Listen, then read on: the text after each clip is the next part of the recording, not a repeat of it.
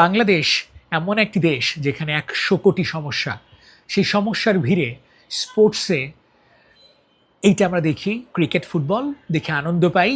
সবাই এক কাতারে নেমে যাই, উল্লাস করি।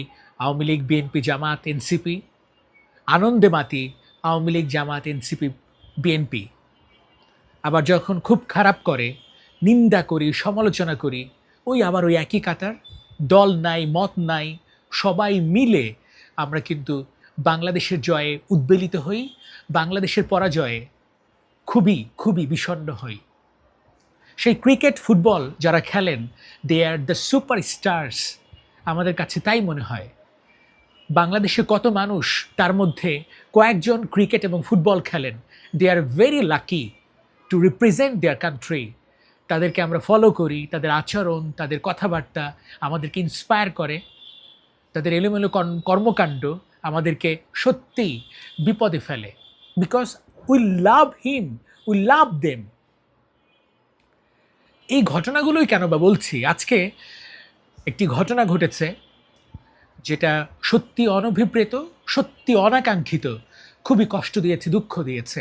একজন ক্রিকেট ফ্যান হিসেবে, একজন ক্রিকেট ভালোবাসার মানুষ হিসেবে আমি অবশ্যই ফুটবলও ভালোবাসি, সেটা অন্য আলোচনা। তবে ক্রিকেটে মুশফিকুর রহিম মানে হচ্ছে একটি বই, যে বইয়ে ডিসিপ্লিনের শব্দগুলো বেশি, যে বইয়ে শৃঙ্খলার কথাগুলো বেশি, যে বইয়ে স্বাস্থ্য সচেতনতার কথা বেশি, যে বইয়ে পরিশ্রমের কথাটা বেশি।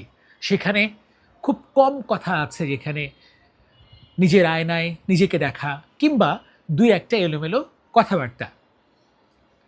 মুশফিকুর রহিম বাংলাদেশের one of the best batter, one of the best cricketer of all time in Bangladesh cricket history. কিন্তু তিনি যেটা ঘটালেন আজকে, তার ক্রিকেট ইকুইপমেন্টস খুবই গুরুত্বপূর্ণ, হেলমেট এবং গ্লাভস তিনি লাথি মেরে দিয়েছেন ড্রেসিং রুমের ঠিক সামনে, যখন তাকে ভালোবাসায় আমন্ত্রণ জানাচ্ছে সতীর্থরা। ক্যাপ্টেন শান্ত সামনে দাঁড়িয়েছিলেন, তাকে আমন্ত্রণ জানালেন, অভিনন্দন জানালেন আউটস্ট্যান্ডিং ইনক্রেডিবল একটা সেঞ্চুরির জন্য। কিন্তু তিনি তার পরক্ষণেই, পর মুহূর্তেই তার গ্লাভস এবং হেলমেটটাকে লাথি মেরে দিলেন।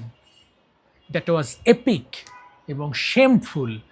এটা খুব কষ্ট পেয়েছি একজন ক্রিকেট ফ্যান হিসেবে তার কাছ থেকে। তিনি ভালো কথা বলেন, তার জীবন উপলব্ধি সত্যি অসাধারণ, তার মোটিভেশন অনেক ক্রিকেটারকে মোটিভেট করে, কনভিন্স করে। সেই ক্রিকেটার যিনি আইডল সবার, তিনি যখন এরকম কর্মকাণ্ড ঘটান, সত্যি মর্মাহত হই, কষ্ট পাই। বিপরীতে অন্য দেশের, অর্থাৎ সবচেয়ে বড় দুই সুপারস্টার ফুটবলের, মেসি, রোনালদোকে দেখি, কিংবা নেইমার এখন সান্তোসে খেলছেন তার মেয়েকে নিয়ে, তার 3টা মেয়ে, বড় মেয়েকে নিয়ে ম্যাভি, তাকে কোলে নিয়ে কান্না করছিল। বিকজ হতে পারে তার লাস্ট টাইম সান্তোসে, হতে পারে তার মেয়েকে নিয়ে যখন সঙ্গীতটা বাজে তখন তিনি কান্না করছিলেন। That is a dedication, that is love of football, that is love of sports. ভালোবাসাটা এরকমই। এবং গতকাল বা গত ম্যাচে তিনি খেলতে পারেন নাই রেফারির ভুলে, 4th রেফারির ভুলে।